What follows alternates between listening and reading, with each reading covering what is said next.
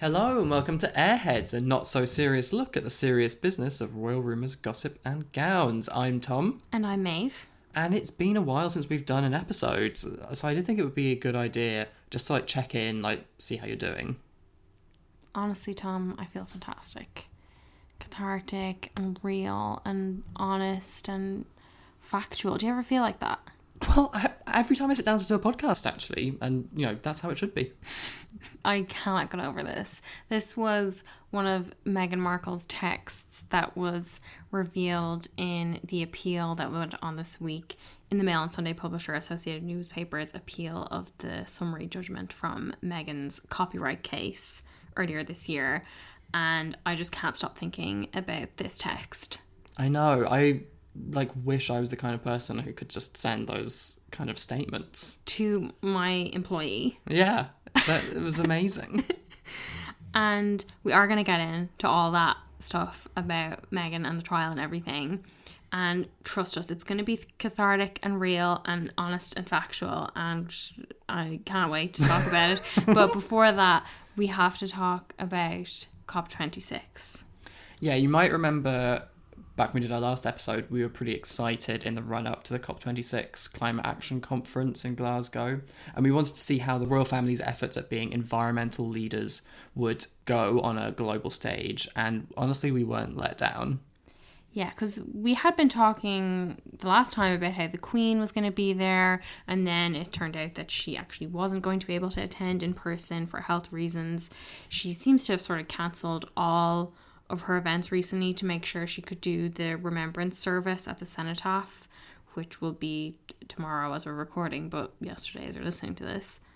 Yeah, so instead she delivered her speech by video, and in it she referenced Philip's love of the environment and his work being carried on by Charles and Will. This was a big deal for a lot of people, asking, did she snub Harry, or was it part of a more general obsession that the royals have with firstborns, and the obsession that any hereditary monarchy has with firstborn sons. Yeah, and we've seen this before, with that photo, the Christmas photo of the Queen and Charles and Will and George with the Christmas pudding and all that stuff. That was very much about the heirs. It was all about the heirs. Yeah. And the line of succession.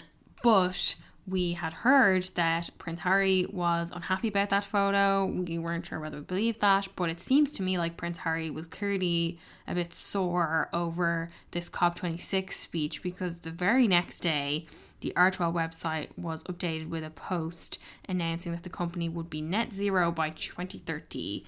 And, I'm sure they were probably planning to do that anyway, and they'll do their best to achieve it. But the timing of that made me cringe a little bit. Right after the other royals' appearance at COP26, it did seem a little bit we're here too. Yeah, and I think you kind of get that feeling almost any time any of the royals does something that is so clearly a reaction to something that one of the others has done, and you kind of just see this petty fighting across the oceans, or whatever it is. I know, but usually when we see that, it's them reacting to Harry and Meghan. Yeah. Not Harry reacting to them.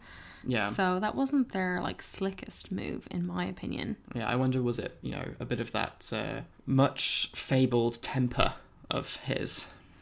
The Queen also said in her COP26 speech, "Indeed, I have drawn great comfort and inspiration from the relentless enthusiasm of people of all ages, especially the young, in calling for everyone to play their part."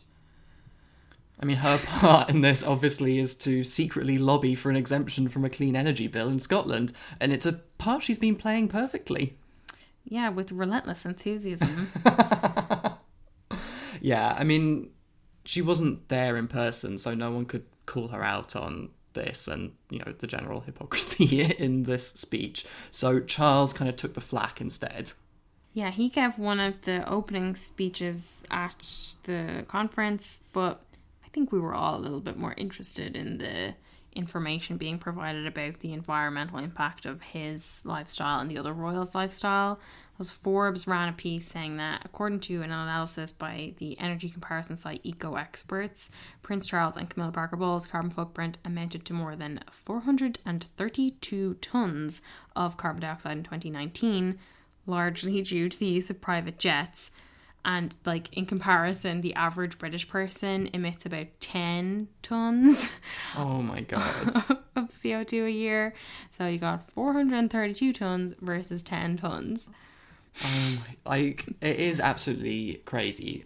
And you'd think that, like, that's insane, but there's no way he'd be stupid enough to take a private jet to the COP26 event. You'd think. But you'd be wrong, because he had flown to Rome for the G20 summit before COP26, and he headed straight to Glasgow, flying private both times, although apparently this flight into COP26 was running on sustainable aviation fuel. Right. It's just still such a bad look. And there's really, like, no words I can find for this kind of stupid behaviour.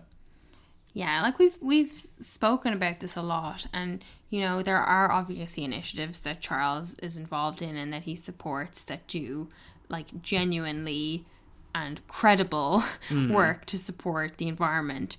But in terms of his own work, it seems to me more often than not to be about grandstanding.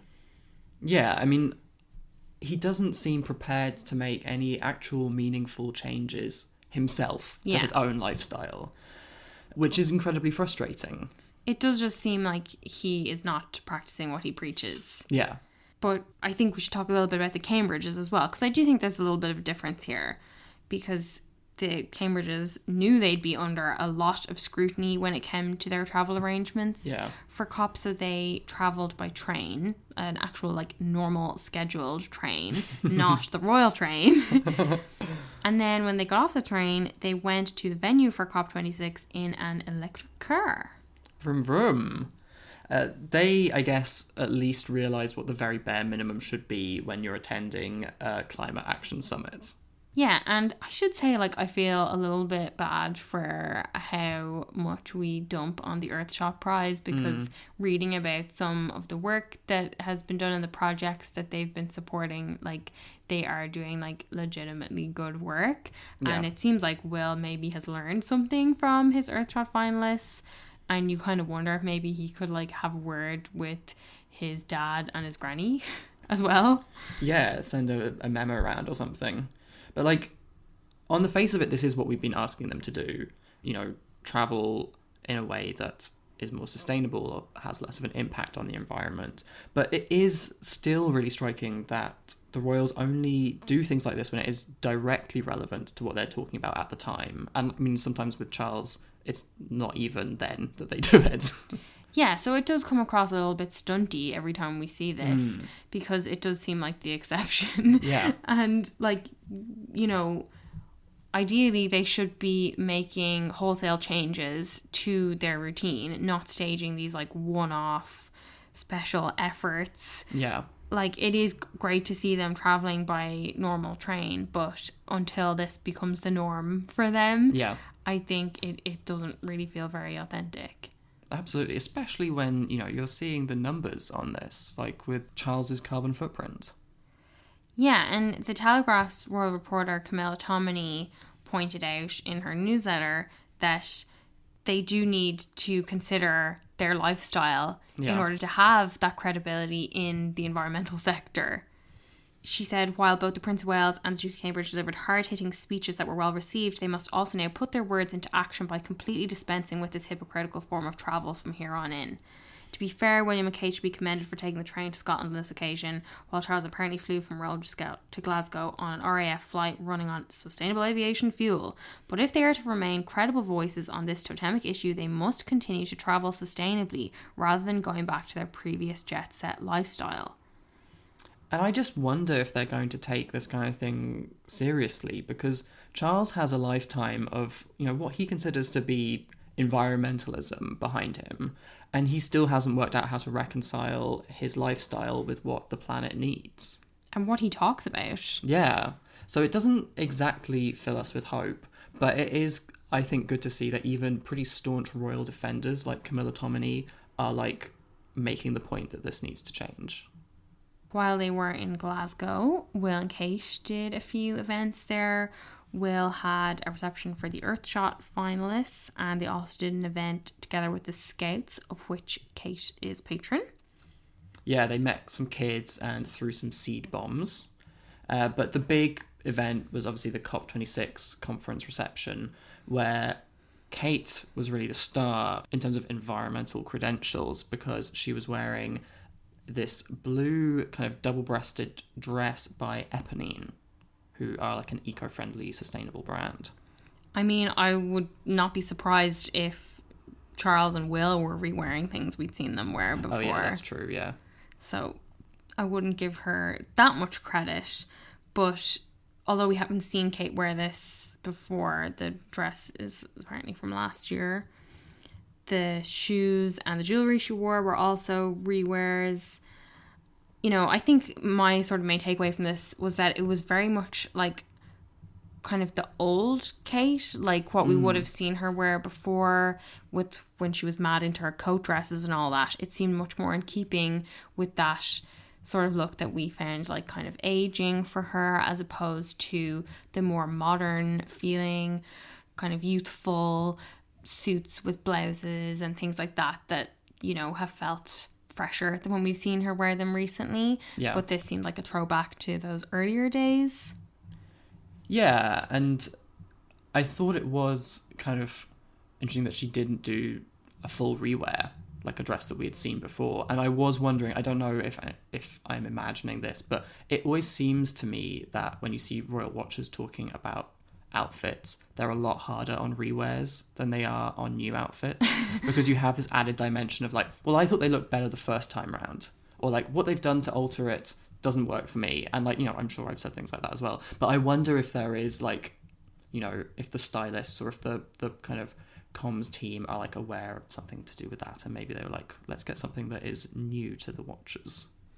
Well, I think as well, like there is that idea that people want new. So like even if they have seen something before, they want it to be worn, you know, with the hair up if it was worn down before, or worn with a totally different shoe. Like whereas the rest of us will wear the same outfits, head to toe multiple times. Kate doesn't really have that opportunity. And, you know, sometimes that goes really badly, but... Yeah. I think it's so funny, though, whenever you see shoes and jewellery credited as rewears. But yeah, I did think she must have been really torn between wearing this, like, bright blue, which is, you know, part of the Scottish flag. We know she loves flag dressing. Or opting for, like, a bright green for the environment. And did she perhaps go for the slightly more subtle option? Well, I'm glad she did. I really like that colour. Yeah. No, it was a good colour and it looked nice on her, the colour, even if I wasn't mad about the dress itself. Yeah. But I think as well, one of the best things for me personally to come out of really the whole of COP26 are all the photos of Kate beaming whilst holding that small pot of dried bugs. Like merrily waving it in Will's face. Yeah, that was like even better than the deal to phase out the burning of coal. Exactly. Yeah. I mean, and I think it will probably have more of an impact on my life. The biggest story this week, though, was, of course, about Meghan. The publishers of the Mail on Sunday Associated Newspapers have appealed their defeat in the copyright and privacy case she brought against them last February after they published the extracts from the letter she wrote to her father, Thomas Markle. And I thought, like, before we kind of get into that discussion, it might be worth, like, prefacing it a little bit. Yeah, like, I find that I don't really want to talk about Harry and Meghan as much these days because, like, I don't feel like we can talk on this podcast about them in the same way that we talk about the other royals. Yeah, and, you know, people are extremely defensive of Harry and Meghan, of Meghan in particular, and I completely understand that. Yeah. You and I have huge sympathy for Meghan, for the appalling racist and sexist abuse and harassment she's suffered. We talk about that so much in this podcast. We talked at length about the campaigns of hate against her and how the royal family have treated her horribly, how wrong and unfair and disgusting that is. We recognise that completely. Yeah. And we've definitely been very defensive of her at times on this podcast. But I do also find that the discourse around Harry and Meghan can be quite, like, dry and humourless. And, like, at times it really makes them into saints which I find quite off-putting to talk about on this podcast, which is like the opposite of what we want to do, because we don't think anyone is perfect, like least of all the royals, and I don't think it actually does anybody any favours to talk about it in any other way.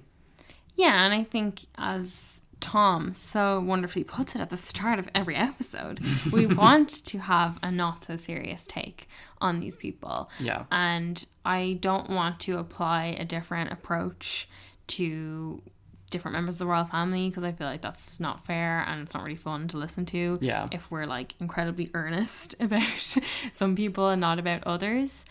And it's not fun for us because, you know, part of the reason that we enjoy talking particularly about Meghan and why we wanted to start the podcast in the first place is because so many of the things that we enjoy about Meghan are like a little bit silly and a little bit cringy, and like that's what makes it fun to talk about. And like we actually like those kind of things about people. Like we don't think that they're bad. Like it's the kind of stuff we enjoy talking about, and like you said, it's really fed into like why we wanted to start a podcast in the first place.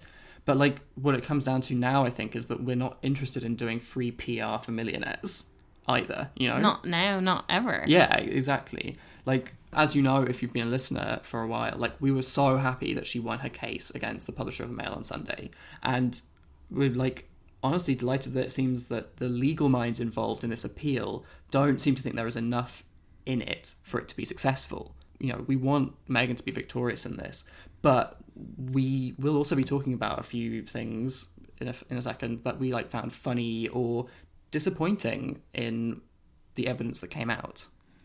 Yeah, and I'm aware that it probably sounds like we're really, really going on about this, but I just thought it was maybe worth flagging with people, or if people are wondering like why we're not replying to them on social media or stuff like that. Like we've just had to kind of limit how we engage with social media. Which isn't to say that we don't make mistakes, we do, and we're always grateful for feedback if we feel it's constructive. But when things get personal, then we don't think that's helpful or necessary.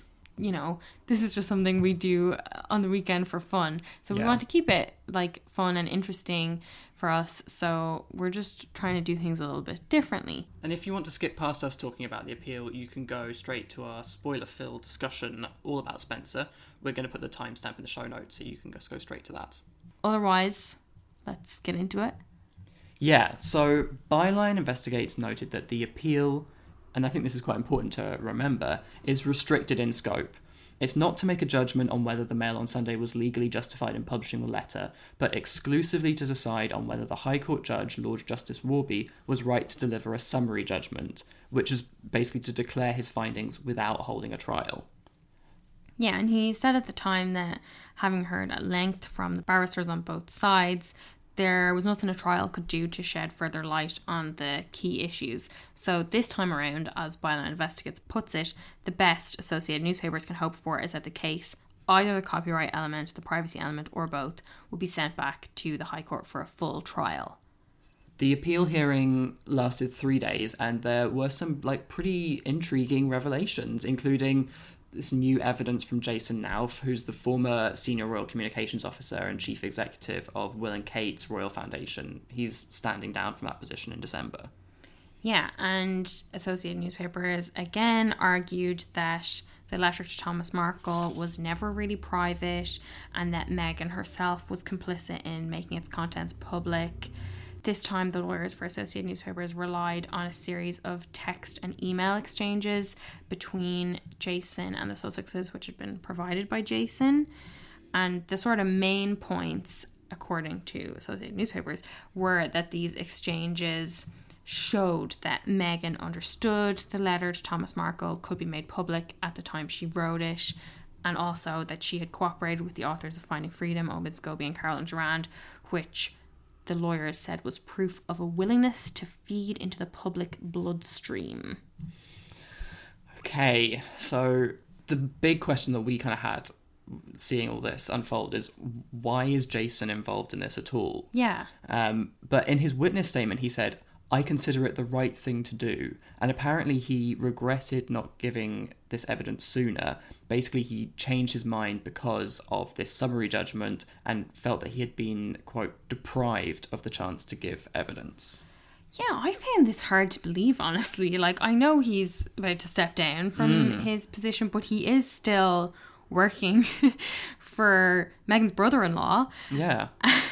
And, like, you would really think that the royals would want to sort of clamp down on disclosures of any of their personal correspondence. Yeah, I was so surprised they didn't have him on a tighter leash for this, because I can't see how, even if there are people within the royal family who want Meghan to lose this case, or, you know, want the thing to go to a full trial, like, surely the implications of this could be really bad for the rest of the royals. You know, it doesn't make a lot of sense to me. But we should get into what his statement actually said. Like, we didn't read the entire thing. We didn't have access to it. Yeah. We kind of took what we could from the Daily Beast and the Telegraph. Reports about it, yeah. We'll start with what he said around finding freedom. Yeah, this stuff was the most interesting to me. Even if it didn't really have any bearing on, like, the fundamental issues at heart of this case, like the copyright issue or the privacy issue, there's still some kind of juicy details in here. So, Jason attended a 2-hour meeting with Omid Scobie and Carolyn Durand, the authors of Finding Freedom, for which Meghan provided briefing points she wanted me to share with the authors, which included detail on how the tiara for her wedding had been selected and that it had been misrepresented by media. Now said that Meghan and Harry authorised specific cooperation in writing in December 2018. And, like, one of these emails was from Meghan, which was a list of what she described as background reminders that she wanted Jason to mention to Omid Scobie and Carolyn Durand. And I couldn't believe this, that we did see a screenshot of this full email. And it is kind of astonishing to see her list out all the stuff she wants It's the authors to mention, yeah. and in the third person as well. It's funny, like Meghan's. But a lot of it is very, very basic stuff. But I think what stood out to me was that it's clear how much Meghan and Harry probably wanted to reframe the narrative around them and to regain control. Yeah. Like, I thought it was notable that she was telling Jason to instruct the authors which blog posts from the TIG to quote from, and to explain the relationships they had with their wedding guests, which I'm guessing means George Clooney, because that was a sort of big question mark. Yeah. And the one that we noticed was kind of explained at length in Finding Freedom. And also to say they wanted to move to Windsor so they could go on long walks, which was kind of funny. It was particularly funny, that thing about the long walks. Like, she was so thorough in giving detail on that. And then she just had this line which was like, dynamic between the couples, which is like a reference to the Cambridges. And like, that is obviously what people really care about. They don't care about the long, lovely walks around Frogmore. Honestly, the biggest disappointment for me in this, something that made me feel a bit queasy, honestly, was her asking Jason to point out her half-sister Samantha's 3 children by 3 different fathers. Yeah, that line, it seemed unnecessary, because, like, of course Samantha has behaved, like, really horrifically towards Meghan, but... that doesn't justify this kind of slut-shaming. No, and, you know, especially as we know Meghan champions women and talks about feminism as being a cause very close to her heart, so this kind of comment in particular was, like, shocking to me. Yeah, and very ugly, I thought. I was disappointed by that. But, I mean, after seeing this, I would absolutely love to have all the emails from other royals to their staff ahead of, like, various biographies being published. Because, like, I imagine this kind of attempt to guide the content is, like, pretty standard. Oh, absolutely. I could believe that 100%. Yeah. And, man, what I would give to read, like, imagine, like, Charles's. Charles would be so boring. Yeah. It would be so boring, and it would be, like, I think even more, like, directing the narrative than this. And, like, let's not even get started on, like, Prince Andrew. Like, Jesus Christ. I don't think anyone's rushing to write a biography of Prince Andrew with his cooperation. There was also an email that Harry sent Jason that said, Also, are you planning on giving them a rough idea of what she's been through over the last 2 years? Media onslaught, cyberbullying on a different scale, puppeteering Thomas Markle, etc., etc., etc. Even if they choose not to use it, they should hear what it was like from someone who was in the thick of it. So if you aren't planning on telling them, can I? Question mark, exclamation mark. Interrobang. Megan also complained to Jason about a tweet that Omid Scobie had posted naming her alleged stylist. This was fascinating. She said, "You know how personally frustrating I find the stylist narrative, as it's the only thing I seem to still have any control over, my personal styling. But given we are being asked to cooperate with this evidently authoritative biography, I need to share I will not be comfortable doing so if this person is considered an authority and is tweeting the below. Can we set up a time to chat? I feel he needs to be back briefed ASAP if there's any conversation about working with them moving forward." Wow, it really strongly worded. Yeah, and like it's just so remarkable, like, because you know there's so much discussion about what do Megan's clothes mean, what's she trying to tell us through her clothes. Some people being like, oh, it's just clothes. Like this, or like her saying this really underscores what an important tool her clothing was and is in crafting her public image as a royal. And also to me kind of indicates that she's lurking on Twitter if she's reading Omid Scobie's tweets. Yeah. But another exchange that was disclosed indicated that she made decisions on whether to invite Omid Scobie to report on royal engagements based on what he was including in Finding Freedom. She said, "Has Omid got back to you with his outline of what he foresees covering in the book? If so, can you please let me know in a separate email and then I can make the decision accordingly?" Yes, possibly quite standard celebrity practice to try and like control access in this way, but interesting coming from a royal. Jason added that he had advised against putting the authors in touch with Meghan's friends. He told Harry this was not a good idea and that being able to say hand on heart that we did not facilitate access will be important. But Meghan said in her response statement that when she suggested to him to send a blanket email to her friends asking them actively not to cooperate, he had advised her not to do so. He seemed to be saying that it wouldn't be necessary in this case because he basically thought this was going to be a pretty flattering book, but that if they sent a blanket email like that, it could turn things the other way if the authors got word that they were blacklisting them from speaking to their friends. Yeah. Who's to say what would have happened? I don't know. I also don't know if this is good advice from Jason. Yeah, I've been thinking about it a little bit, and like, you know, a lot of people saying Omid and Karen would never have written a negative book. This was always going to be positive, so why would Jason say this? But then also, if you like stop them from talking to a certain group of people who are like, you know, the inner circle or whatever of Harry and Meghan's friend group, then who are the kind of people that they would then maybe have to turn to talk to? Like, it's not so much the author's intent, but like the kind of sources that they have to go to if they don't have access to a friend group. So I've never written a royal biography, so I can't say what the best practice is. I'm not really surprised, honestly, by this suggestion that they were involved in this book. I think, like, we all, or Tom and I, certainly suspected that Harry and Meghan had some involvement in the book, the same way that we suspect all royals have some involvement in the biographies about them. But I think the fact that Harry and Meghan so adamantly denied it has sort of come back to bite them a little bit now. Yeah, I wish that they hadn't been so steadfast about denying it, because then this would be much less of a story. Because Meghan also provided a witness statement, which I've read was 22 pages, but I can't find it anywhere. So we looked high and low, and we have sort of quoted from it where we can. If you have it, send it on to us, but don't get yourself or us in trouble. But she said in her statement, "In the light of the information and documents that Mr. Neff has provided, I accept that Mr. Neff did provide some information to the authors for the book and that he did so with my knowledge for a meeting that he planned for with the authors in his capacity as communications secretary. The extent of the information he shared is unknown to me. I apologise to the court for the fact that I had not remembered these exchanges at the time.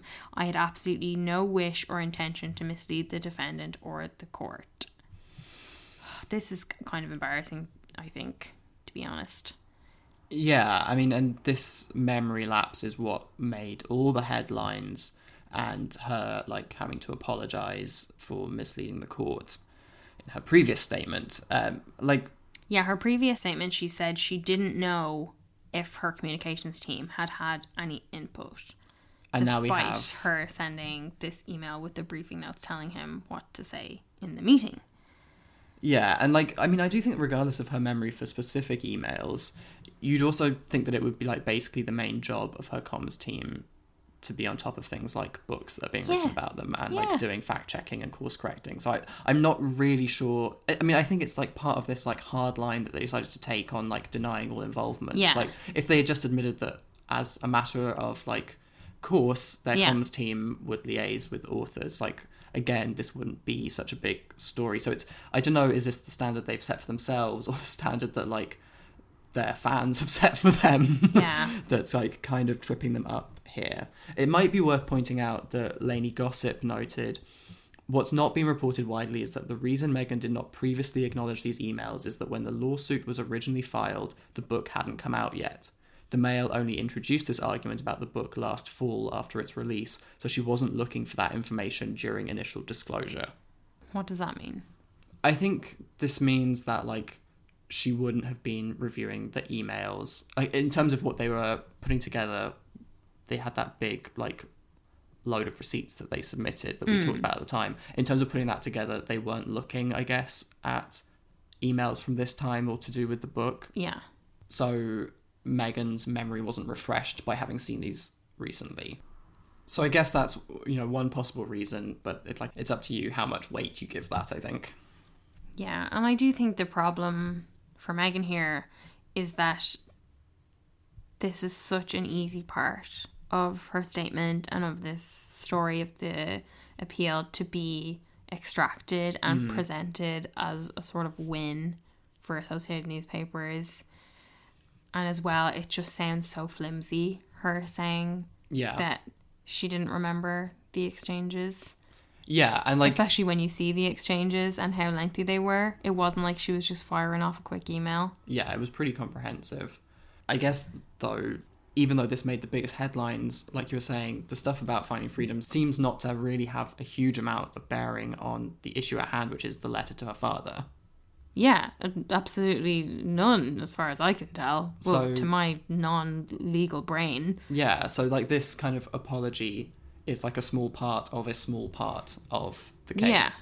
So we should move on to the Thomas Markle letter. So Jason said in his statement that when Meghan wrote the letter, she recognised that it was possible that Mr. Markle would make the letter public and carefully organised it so it could not be selectively leaked. He explained that Meghan wanted to write a letter rather than an email or text message, as a letter couldn't be forwarded or cut and pasted to share only one portion of it, and that Meghan told him in text how she had numbered the pages at the top, so it was like page 105, 205, etc., to indicate the length of the letter so that everybody would know exactly how long the letter was. She also deliberately ended each page part way through a sentence so that no page could be falsely presented as the end of the letter. In the event that it was leaked, she wanted the full narrative as set out in the letter to be understood and shared. She said she had toiled over every detail which could be manipulated.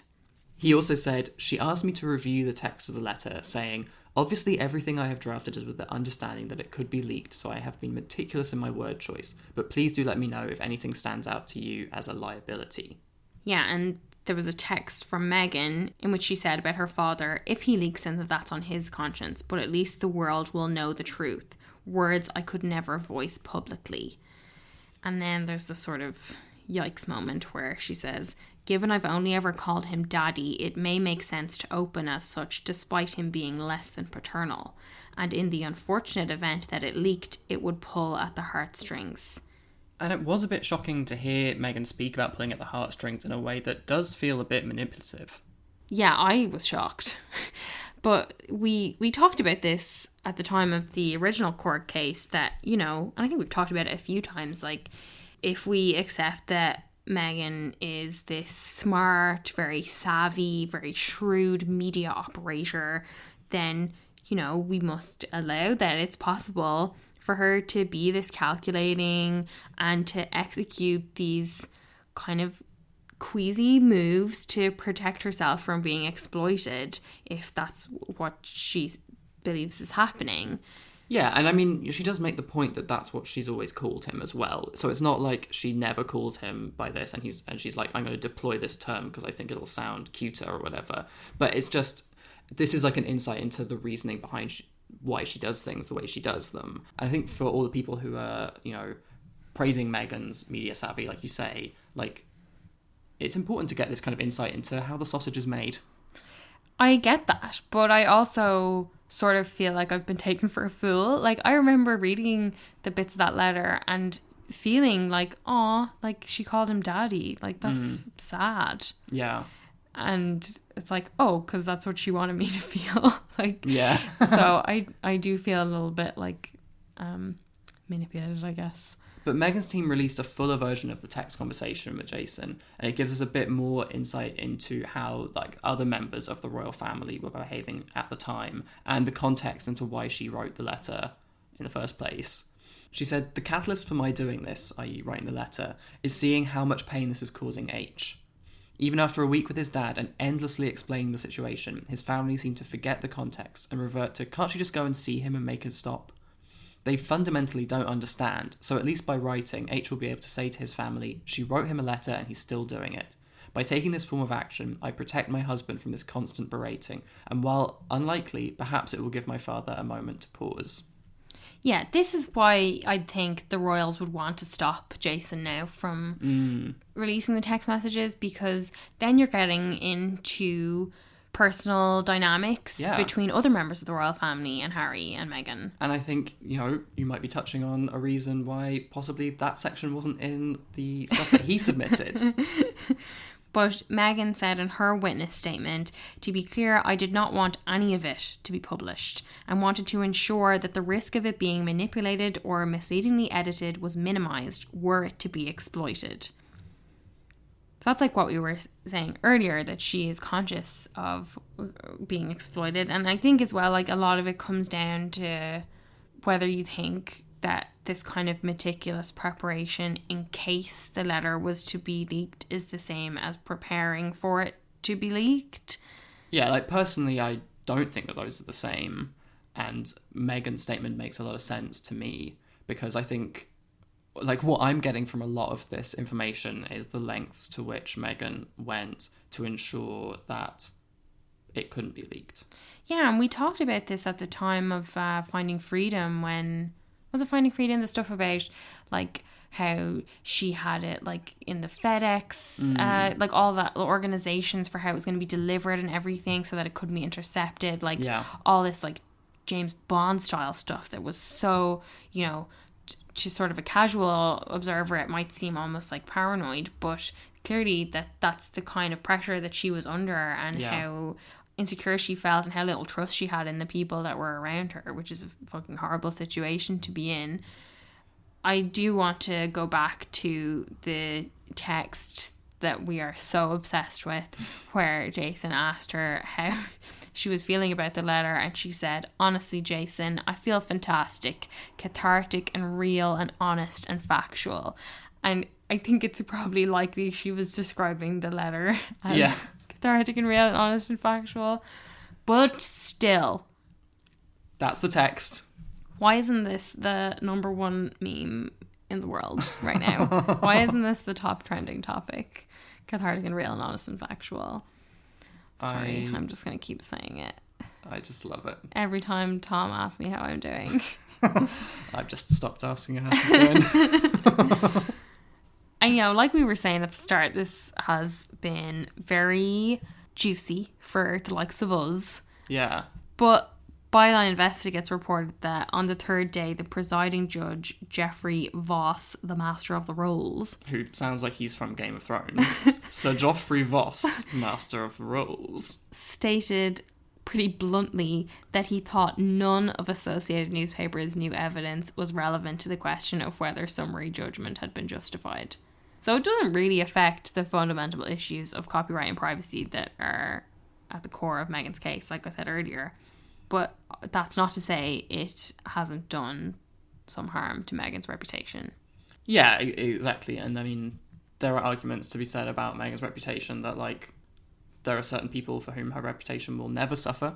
There's certain people who have already made up their mind in totally the opposite direction, and there's nothing Meghan could do to change their minds. But I think there are, like, kind of people more in the middle who just, like, read about this stuff and don't get, like, too invested in, like, royal stuff normally. Yeah, definitely from talking to some of my friends who wouldn't pay anywhere near as close attention to it as you and I. No matter how often we say, listen to our podcast.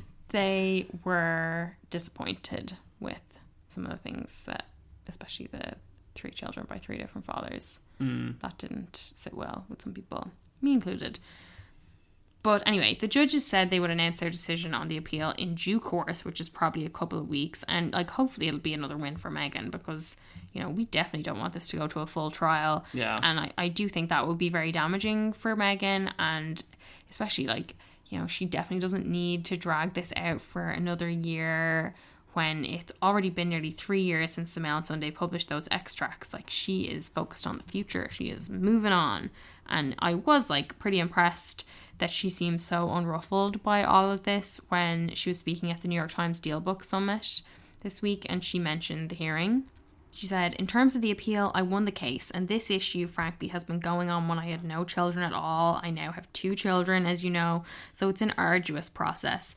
But again, it's just me standing up for what's right, which I think is important across the board, be it in this case or in the other things we've been talking about today. At a certain point, no matter how difficult it is, you know the difference between right and wrong. You must stand up for what's right, and that's what I'm doing. She also said at this event that tabloids should come with a hazard warning like cigarettes. This is toxic for your mental health. Yeah, so Meghan and Harry were speaking on online panel discussions this week. Meghan's, the New York Times Deal Book one, was focused on how women can reach economic and professional parity, and she spoke about parental leave, which we know she's been lobbying politicians over. When she was asked if she felt any anxiety about getting involved in politics, she said, rightly, that parental leave isn't a political issue, it's a humanitarian issue. And then she started talking about, like, the evils of social media and kind of weirdly suggested that Instagram should add a dislike button, which she said was an easy solve to, like, cyberbullying, because people could express their dislike without, like, spewing hate in the comments. I mean, I just really don't think that the kind of people who would dislike a picture of Meghan, for example, would stop at doing that. Like, they would be right in the comments as well. And I'm not on board with this idea because I feel like it actually opens up more avenues for hate online. Yeah, I don't want anyone to dislike anything I post. Can you imagine? Like, just dislike it quietly. I don't need to know about it. Yeah. I already take everyone who doesn't like a picture as them disliking it anyway, so I don't need a, like, physical manifestation of that. But it was nice to hear Meghan, like, being asked how she is, sort of a callback to Tom Bradby asking how she's doing. She said, yes, I'm feeling much better about everything. Thank you. So yeah, which is really good to hear. And Harry spoke on a Wired panel about the internet lie machine. And he was talking about media misinformation and mentioned Diana specifically. He said, I lost my mother to this self-manufactured rabidness, and obviously I'm determined not to lose the mother to my children to the same thing. He also, bizarrely, in my opinion, said he emailed Jack Dorsey, the chief executive of Twitter, the day before the Capitol riots in January and, quote, warned him that his platform was allowing a coup to be staged. The email was sent the day before and then it happened, and I haven't heard from him since. This incredible idea that Harry could have stopped the riots, the insurrection. Like, it's sort of Batman if he only had Gmail. Sorry, it's not funny. No, of but course, it's just such a weird thing for Harry to say, I think. I know, and, like... It makes me think he just has no self-awareness at all. Yeah, I mean... Like him holed up in his lovely mansion, just, like, scrolling Twitter and being like, oh, I better send Jack a quick email about this thing. Looks like it might be a bit of trouble for him. Like, yeah. Come on. Is that not worth a phone call if you're really worried about it, man? Like, yeah, the fact that it was an email is funny to me. But he also brought up the coordinated campaign of online hate against Meghan that BuzzFeed reported on last month. So this was a Twitter analytics service, Bot Sentinel, that examined more than 114,000 tweets about the Sussexes and found that 83 accounts are responsible for approximately 70% of the negative and often hateful content. Yeah, and the chief executive of Bot Sentinel said it was unlike any campaign he had seen before. They also released a second report a little while later, revealing that those accounts actively targeted royal commentators to boost their visibility and amplify the hate campaign, in some cases successfully. And Harry brought this up on the Wired panel as well. And he said about the term Megxit, it was created by a troll, amplified by royal correspondence, and it grew and grew and grew into mainstream media. Which is true. Yeah, it's absolutely true. And, like, I mean, getting the numbers behind all this was, like, really shocking. I know I've said that, like, loads of things are shocking on this episode, but, like, this actually, like, was the worst to find that it was, like, such a small number of accounts. I do think, though, you know, we did talk about this when our friend did the report for Sky News. Yeah. 2 years ago? Yeah. We brought that up before on the podcast. Like, this is something that was known. And something that the social media platforms haven't done anything about, despite it being brought to their attention now numerous times. Yeah, and we definitely need to see some action on this. Lastly, Harry and Meghan were back on the red carpet this week. It was their first appearance since March 2020. They were attending the Intrepid Museum in New York's Salute to Freedom Gala, honouring service members, veterans and military families. And I mean, Harry looked fine. Meghan wore a red Carolina Herrera gown. It was very kind of old Hollywood style, very dramatic double skirt train. I'm sure you've all seen the pictures of this by now. Like, I thought the colour was gorgeous. It was a very kind of defiant colour. Like, obviously a nod to Remembrance Day with the poppy, in case anyone missed the poppies on their lapels. But also just like such a sensational colour on Meghan, I think. And she looked radiant. Like, her hair, her makeup were stunning. I loved the purple eyeliner in particular. It was really cool. But the dress, I really didn't like at all. I just wasn't a fan of the strap placement or the neckline. I found the bust darts in particular very distracting. It did look much better from the back, I thought. Yeah, from the back it looked really stunning, I thought. But I agree with you in terms of especially the top part of the dress. But I did like just the fact they were back on the red carpet, giving us some glamour. Yeah, honestly, this kind of glamour is what royals do best. Like, I just think it's the most effective way to get eyeballs on a charity or an event, and this moment certainly did so. Yeah, definitely. Spencer time. Yes. We're going full throttle spoilers, so if you haven't seen it yet or it's not out where you live and you don't want to be spoiled, go no further. Yeah, and, you know, the episode will still be here when you get a chance to see it, because I'm sure you'll all be watching it. But we wanted to take this chance to get into a much more in-depth discussion of the parts of the film that we didn't talk about on our previous discussion. Yeah, because this is like one of our favourite films of the year. Yeah. Maybe ever. So we posted on Instagram to ask, like, was there anything in particular that you guys wanted us to talk about, or what were your kind of favourite, more spoilery moments? And, like, a lot of you just didn't care at all. And were like, just talk about Meghan's case. Leave the movie alone. We don't care. But some of you clearly do share our love for this movie. And I was so obsessed with the person who just said, talk about the line about masturbating. Because, I mean, that was the first thing we talked about when we came out of the cinema. Yeah, and immediately texted, like, everyone we know. Yeah. So this is, of course, the line that Kristen Stewart as Diana delivers. Now leave me, I want to masturbate. Absolutely amazing, delivered to her maid. I know, this was totally unexpected at this point. Like, you and I both gasped in the cinema. We were like, yeah. Oh my god, incredible. And, like, kind of ridiculous as well. Like, you would never see this on The Crown. Never, ever, ever. But it's instantly memorable. And, like, I do think it's, like, ridiculous and silly, but it also makes you think a bit about, like, what did Diana need to do or say to the people around her in order to be left alone? Like, to give her space? Like, how do you just, like, get all those people to leave you when you need space?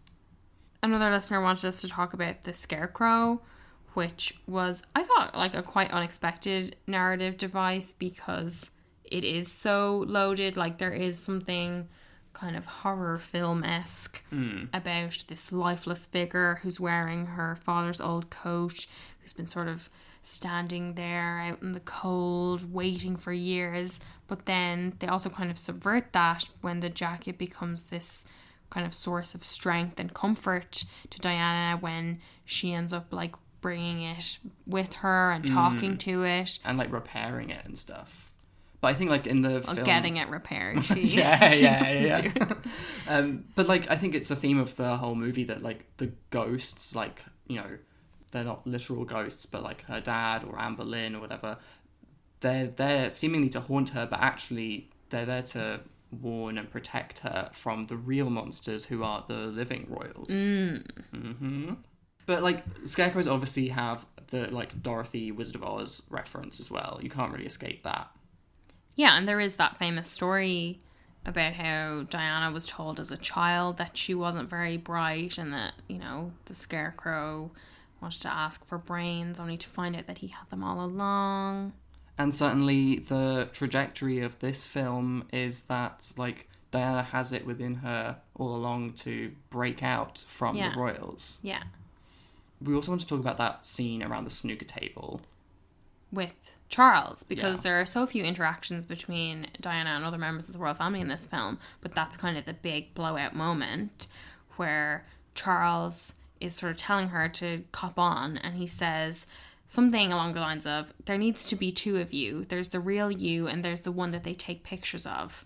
I thought you were aware of that, or I thought you knew that going in or something. And he does, like, it's interesting that bit because he does seem like to have sympathy for her. Yeah. That she is struggling so much, but he also is impatient because he just wants her to get this into her head and to start acting the way he has, you know, been trained to act and been conditioned to act all his life. Exactly. Like, yeah, on the one hand, he's sharing his coping mechanism with her, but is totally unaware of the fact that it might not be as easy for somebody who wasn't born into this kind of world to, you know, effectively take that on. Yeah, and it again speaks to how little they knew each other before they got married, that they would never have had conversations like this, and how ill-prepared she was. Yeah. I mean, I do also think that this, you know, whole film, in a way, is about the two Dianas, because, you know, yes, it's focusing on this more internal story and view of Diana that we don't get, but we get those glimpses of her in front of the camera or in front of members of the public or anything. Like, she clearly does understand the concept of behaving differently and acting a certain way, but what she struggles with, and I think it's very understandable, is this ability to totally separate the two and not let the things that affect one of them affect the other. Yeah. I also want to talk about the ending of the film. Yeah, we never got a chance to talk about that because, you know, we didn't want to spoil it for everyone. Yeah, so we see Diana emerging out of the woods, wearing her father's old jacket, facing down the royal family who have all their shotguns because it's the, like, shooting part of their Christmas. And she, like, basically demands them to free Prince William and Harry.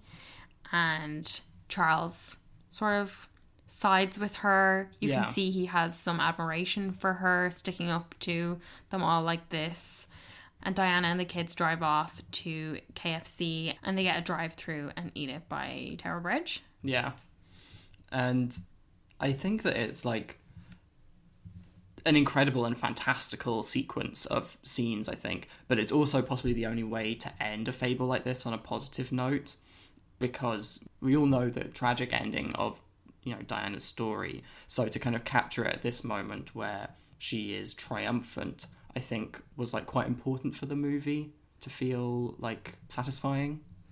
Yeah, and I think also, you know, we don't know if anything like this ever happened in real life, but you would like to think that at some point in her life that she was able to stick two fingers up to them and take her kids and do what she wanted to do for Christmas or, you know, whatever it might be.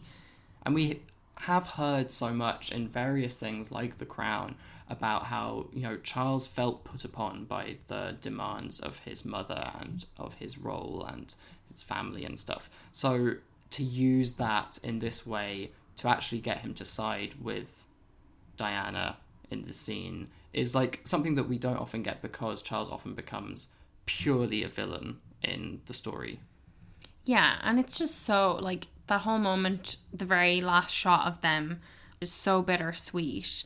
And, like, I remember, like, crying so much. And, like, you know, to use the buzzword of the episode, it was so cathartic.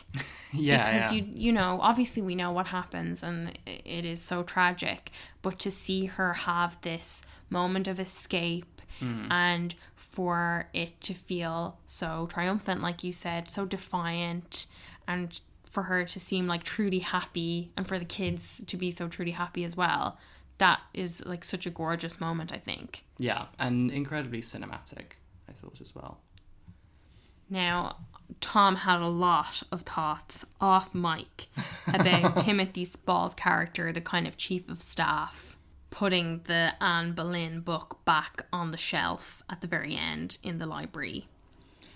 What did that mean, Tom? What do you think that meant? I mean, I kind of go between two readings of his character. Like, you know, was that book meant to give her strength, or was it meant to scare her? Because she does draw strength from the character of Anne Boleyn, but also she ends up having visions and being led to, like, dangerous parts of an old house and things, and it also seems to torment her, the kind of thoughts of, like, what royals have done to women in the past. So it is like, it has those two kind of aspects to it, and I think it goes hand in hand with that scene in which Timothy Spall's character decides not to send anyone after Diana when he hears that she's gone to her old family home on Christmas Eve. Like, I wasn't sure, and I'm still not sure, like, whether he wants to give her space because that's something she's been craving, or is he hoping that she's going to fall through a rotten floorboard or something. Like, he plays the character so sinisterly that you can't really tell. Yeah, and I mean, you know, then there's moments like where she's eating in the kitchen and he sort of creeps up on her, and moments like that really suggest that he is that very menacing figure. But then I also would like to think there is like a little bit more ambiguity to it, because I don't think it is just like a simplistic fairy tale of good and evil, you know, villain and victim. We talked about this before. Yeah. And I think that, you know, if you were in a position like this, in Diana's position, I mean, you would also not know what the motives are. And you would be ascribing different motives on them, depending on how you're feeling, how they're like behaving on a certain day, you know. And I think that ambiguity, like, for me, adds a richness to the film. Yeah. And like, you know, as we've said, we really love the film, but there were some moments that really didn't work for me. Some aspects of it, like what was going on with Sally Hawkins' character, the dresser, that bit where she like declared her love for Diana, where she came out to Diana and Diana laughed in her face. Like, I remember just like looking at you like, is this real? Like, yeah, it felt like an unnecessary plot point to me. Like, I don't think you necessarily needed her to be declaring her love. And I think like Casey doesn't play the laugh as particularly callous or malicious, but it is like another part of the film that suggests that Diana's private actions might have differed from the ones that we've seen play out on a kind of more public stage, especially to do with like her legacy of support for the LGBT community. Yeah, I mean, it is possible, like, she was, like, just so shocked that she kind of laughed. Yeah. And, you know, but it does sort of feel like, oh, has she, like, never, like, met a queer woman before? Yeah. I guess, so it is possible that was maybe their way of sort of indicating that even when she's struggling like this, when she's at her lowest, she is still loved. Yeah, and, you know, I guess it's another indication of, like, how employees felt about her, because we talked on our last episode about how much of an imposition she can be to some of the members of staff, along there, and then here we have like a very different kind of relationship that she has with someone that works for her. I know, and maybe this did happen, but it just felt so implausible and took me out of the film so much. Yeah, I was really glad it kind of happened towards the end. Yeah, where I was like, oh no, why did you have to do that? It was going so well. And now it just, I don't know. It was a real unnecessary plot point, like you said. I also felt the scenes showing her struggles with bulimia in particular verged on unnecessary. Like, at some points they felt really gratuitous.